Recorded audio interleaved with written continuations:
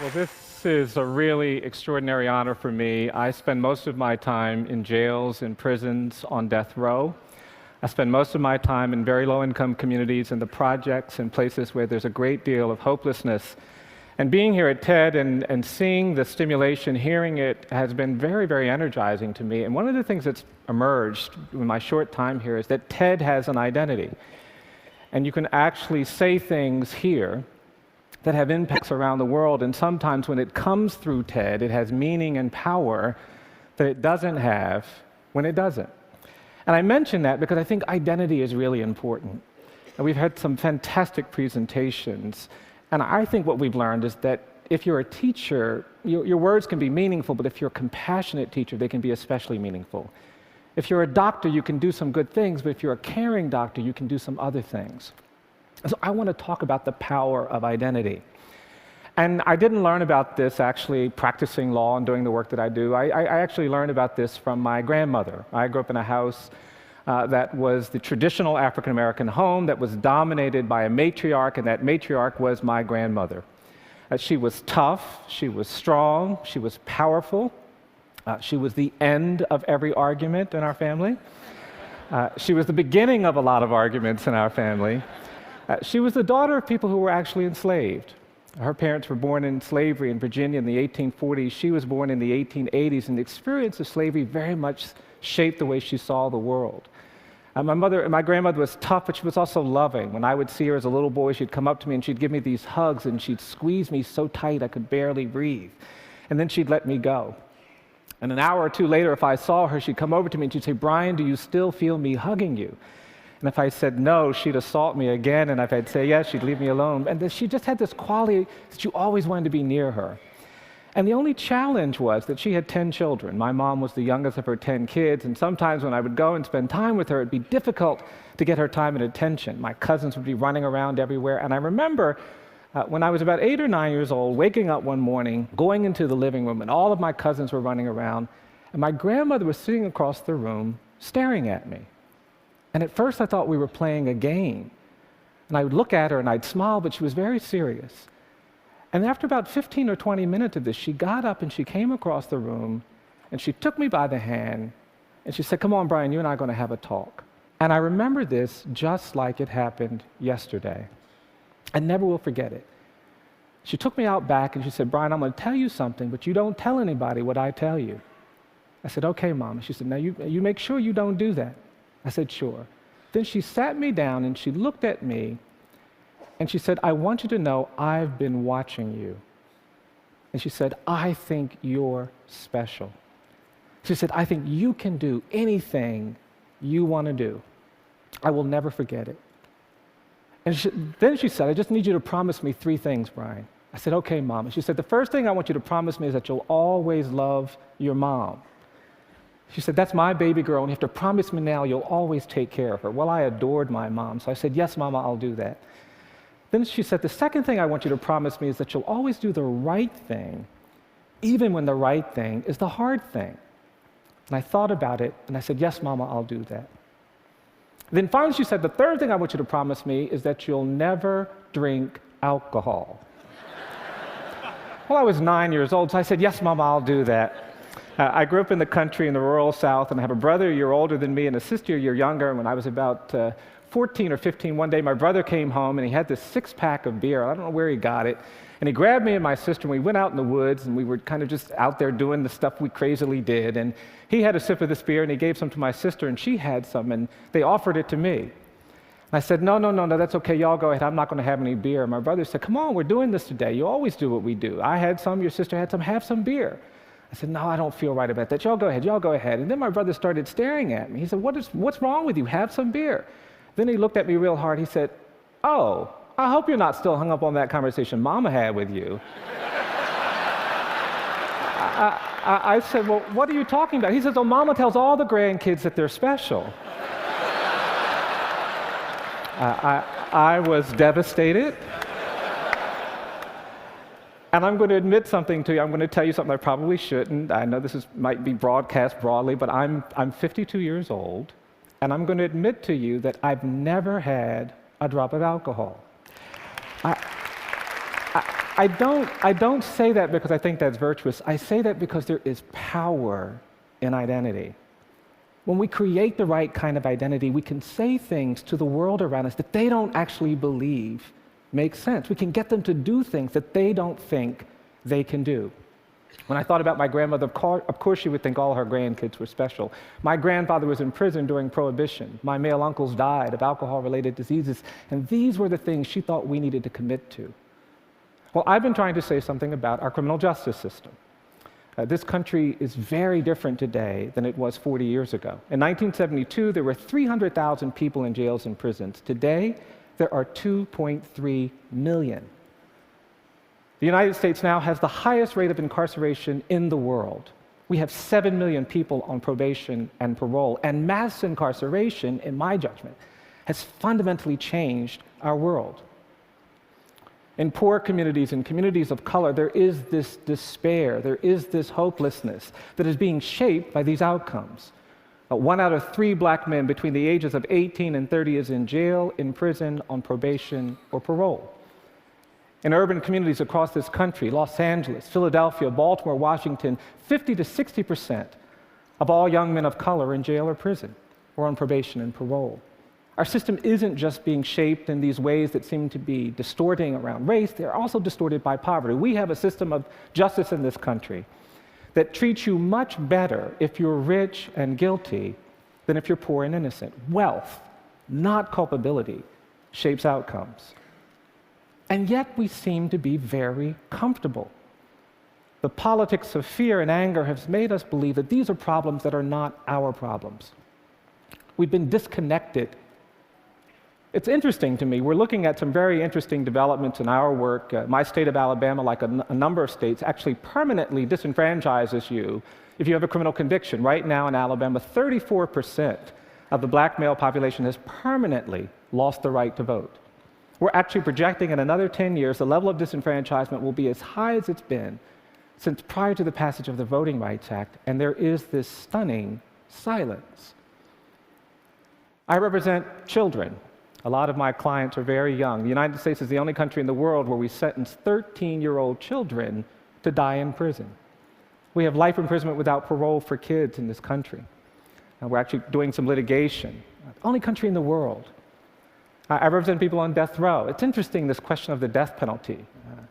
In many ways, we've been taught to think that the real question is, do people deserve to die for the crimes they've committed? And that's a very sensible question.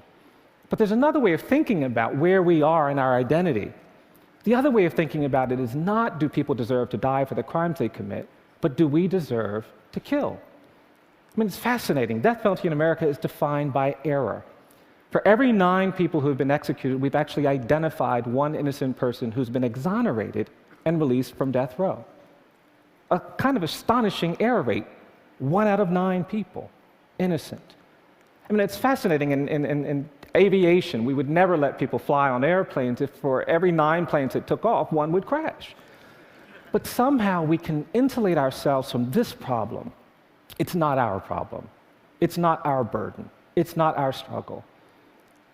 Well, I talk a lot about these issues. I talk about a race and this question of whether we deserve to kill. And it's interesting, when I teach my students about African American history, I tell them about slavery.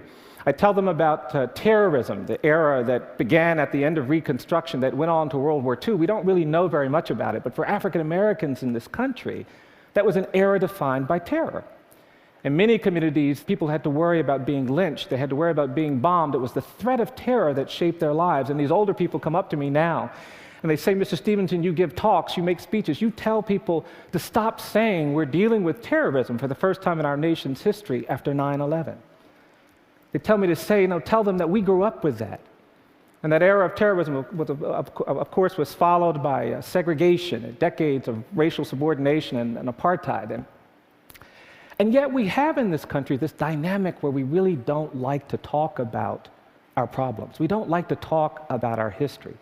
And because of that, we really haven't understood what it's meant to do the things we've done historically. And we're constantly running into each other. We're constantly creating tensions and conflicts. We have a hard time talking about race. And I believe it's because we are unwilling to commit ourselves to a process of truth and reconciliation. In South Africa, people understood that we couldn't overcome apartheid without a commitment to truth and reconciliation. In Rwanda, even after the genocide, there was this commitment. But in this country, we haven't done that. I was giving this lecture in Germany, some lectures in Germany about the death penalty. It was fascinating because one of the scholars stood up after the presentation and said, well, it's deeply troubling to hear what you're talking about. I said, well, we don't have the death penalty in Germany. And of course, we can never have the death penalty in Germany. And the room got very quiet, and this woman said, there's no way with our history we can ever engage in the systematic killing of human beings. It would be unconscionable for us to, in an intentional, deliberate way, set about executing people. And I thought about that. What would it feel like to be living in a world where the nation-state of Germany was executing people, especially if they were disproportionately Jewish? I couldn't bear it. It would be unconscionable. And yet in this country, in the states of the Old South, we execute people, where you're 11 times more likely to get the death penalty if the victim is white than if the victim is black, 22 times more likely to get it if the defendant is black and the victim is white. In the very states where there are buried in the ground the bodies of people who were lynched, and yet there is this disconnect. Well, I believe that our identity is at risk. That when we actually don't care about these difficult things, the positive and wonderful things are nonetheless implicated.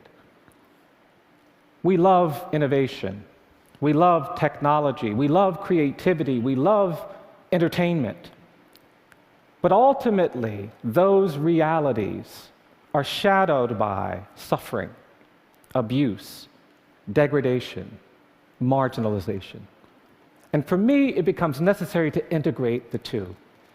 Because ultimately, we are talking about a need to be more hopeful, more committed, more dedicated to the basic challenges of living in a complex world. And for me, that means spending time thinking and talking about the poor, the disadvantaged, those who will never get to TED. But thinking about them in a way that is integrated in our own lives. Ultimately, we all have to believe things we haven't seen. We do. As rational as we are, as committed to intellect as we are, innovation, creativity, development comes not from the ideas in our mind alone. They come from the ideas in our mind that are also fueled by some conviction in our heart. And it's that mind-heart connection that I believe compels us to not just be attentive to all the bright and dazzling things, but also the dark and difficult things. Václav Havel, the great Czech leader, talked about this. He said, when we were in Eastern Europe and dealing with oppression, we wanted all kinds of things, but mostly what we needed was hope, an orientation of the spirit, a willingness to sometimes be in hopeless places and be a witness. Well, that orientation of the spirit is very much at the core of what I believe even TED communities have to be engaged in. There is no disconnect around technology and design that will allow us to be fully human until we pay attention to suffering, to poverty, to exclusion, to unfairness, to injustice. Now, I will warn you that this kind of identity is a much more challenging identity than ones that don't pay attention to this. It will get to you. I had the great privilege when I was a young lawyer of meeting Rosa Parks, and Ms. Parks used to come back to Montgomery every now and then, and she would get together with two of her dearest friends, these older women, Johnny Carr, who was the organizer of the Montgomery bus boycott, an amazing African-American woman, and Virginia Durr, a white woman whose husband, Clifford Durr, represented Dr. King. And these women would get together and just talk. And every now and then, Ms. Carr would call me, and she'd say, Bryan, Ms. Parks is coming to town, and we're going to get together and talk. Do you want to come over and listen? And I'd say, yes, ma'am, I do. And she said, well, what are you going to do when you get here? I said, I'm going to listen. And I'd go over there, and I would just listen. It would be so energizing and so empowering. And one time I was over there listening to these women talk, and after a couple of hours, Ms. Parks turned to me and she said, now, Bryan, tell me what the Equal Justice Initiative is. Tell me what you're trying to do. And I began giving her my rap. I said, well, we're trying to challenge injustice. We're trying to help people who've been wrongly convicted. We're trying to confront bias and discrimination in the administration of criminal justice. We're trying to end life without parole sentences for children. We're trying to do something about the death penalty. We're trying to reduce the prison population. We're trying to end mass incarceration. I gave her my whole rap, and when I finished, she looked at me and she said, She said, that's going to make you tired, tired, tired. And that's when Miss Carr leaned forward. She put her finger on my face and said, that's why you've got to be brave, brave, brave. And I actually believe that the TED community needs to be more courageous. We need to find ways to embrace these challenges, these problems, the suffering. Because ultimately, our humanity depends on everyone's humanity. I've learned very simple things doing the work that I do. It's just taught me very simple things. I've come to understand and to believe that each of us is more than the worst thing we've ever done. I believe that for every person on the planet. I think if somebody tells a lie, they're not just a liar. I think if somebody takes something that doesn't belong to them, they're not just a thief. I think even if you kill someone, you're not just a killer. And because of that, there's this basic human dignity that must be respected by law. I also believe that in many parts of this country, and certainly in many parts of this globe, that the opposite of poverty is not wealth. I don't believe that. I actually think in too many places, the opposite of poverty is justice. And finally, I believe that despite the fact that it is so dramatic and so beautiful and so inspiring and so stimulating, we will ultimately not be judged by our technology. We won't be judged by our design. We won't be judged by our intellect and reason. Ultimately, you judge the character of a society, not by how they treat the rich and the powerful and the privileged, but by how they treat the poor, the condemned, the incarcerated. Because it's in that nexus that we actually begin to understand truly profound things about who we are. I sometimes get out of balance. I'll end with this story. I sometimes push too hard. I do get tired, as we all do. Sometimes those ideas get ahead of our kind of thinking in ways that are important. And I've been representing these kids who've been sentenced to do these very harsh sentences, and I go to the jail and I see my client who's 13 and 14, and he's been certified to stand trial as an adult, and I start thinking, well, how did that happen? How can a judge turn you into something that you're not? And the judge has certified him as an adult, but I see this kid, and I was up too late one night, and I started thinking, well, gosh, if the judge can turn you into something that you're not, the judge must have magic power. I said, yeah, Bryan, the judge has some magic power. You should ask for some of that. And because I was up too late and wasn't thinking real straight, I started working on a motion. And I had a client who was 14 years old, a young, poor black kid, and I started working on this motion, and the head of the motion was a motion to try my poor 14-year-old black male client like a privileged white 75-year-old corporate executive.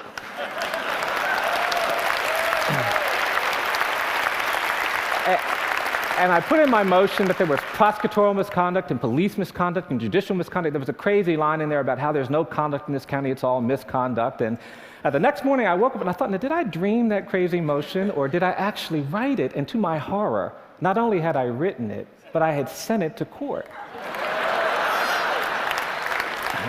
A couple months went by and I just had forgotten all about it.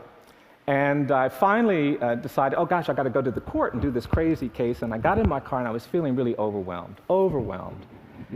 And I got in my car and I went to this courthouse and I was sitting, oh, this is going to be so difficult, so painful. And I finally got out of the car and I started walking up to the courthouse. And as I was walking up the steps of this courthouse, there was an older black man who was the janitor in this courthouse. When this man saw me, he came over to me and he said, who are you? I said, I'm a lawyer. He said, you're a lawyer? I said, yes, sir. And this man came over to me and he hugged me. And he whispered in my ear, he said, I'm so proud of you. And I have to tell you, it was energizing. It connected deeply with something in me about identity, about the capacity of every person to contribute to a community, to perspective that is hopeful.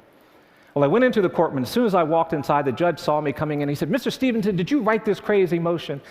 I said, yes, sir, I did. And we started arguing. People started coming in because they were just outraged. I had written these crazy things. And police officers were coming in, and assistant prosecutors and clerk workers. And before I knew it, the courtroom was filled with people angry that we were talking about race, that we were talking about poverty, that we were talking about inequality. And out of the corner of my eye, I could see this janitor pacing back and forth, and he kept looking through the window, and he could hear all of this hollering. He kept pacing back and forth. And finally, this older black man, with this very worried look on his face, came into the courtroom and sat down behind me, almost at counsel table. About 10 minutes later, the judge said we would take a break, and during the break, there was a deputy sheriff who was offended that the janitor had come into court. And this deputy jumped up and he ran over to this older black man. He said, "Jimmy, what are you doing in this courtroom?" And this older black man stood up and he looked at that deputy and he looked at me and he said, "I came into this courtroom to tell this young man, keep your eyes on the prize, hold on." I've come to TED because I believe that many of you understand that the moral arc of the universe is long, but it bends toward justice, that we cannot be full, evolved human beings until we care about human rights and basic dignity, that all of our survival is tied to the survival of everyone, that our visions of technology and design and entertainment and creativity have to be married with the visions of humanity, compassion, and justice. And more than anything, for those of you who share that, I've simply come to tell you to keep your eyes on the prize. Hold on. Thank you very much.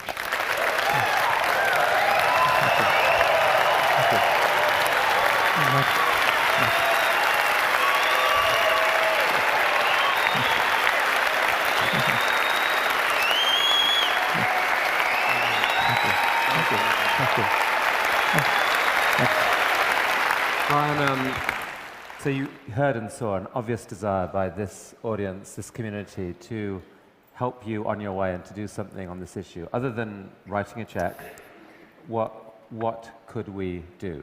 Well, there are opportunities all around us. If you live in the state of California, for example, there is a referendum coming up this spring where actually there's going to be an effort to redirect some of the money we spend on the politics of punishment. For example, here in California, we're going to spend $1 billion on the death penalty in the next 5 years. $1 billion. And yet, 46% of all homicide cases don't result in arrests. 56% of all rape cases don't result. So there's an opportunity to change that. And this referendum would propose having those dollars go to law enforcement and safety. And I think that opportunity exists all around us. Now, there's been this huge decline in crime in America over the last 3 decades. And part of the narrative of that is sometimes that it's about increased incarceration rates. What would you say to someone who believed that? Well, actually, the violent crime rate has remained relatively stable. You know, the great increase in mass incarceration in this country wasn't really in violent crime categories. It was this misguided war on drugs. That's where the dramatic increases have come in our prison population. And we got carried away with the rhetoric of punishment. And so we have 3 strikes laws that put people in prison forever for stealing a bicycle, for low-level property crimes, rather than making them give those resources back to the people who they victimized. I believe we need to do more to help people who are victimized by crime, not do less. And I think our current punishment philosophy does nothing for no one. And I think that's the orientation that we have to change. Bryan, you've struck a massive chord here. You're an inspiring person. Thank you so much for coming to TED. Thank you.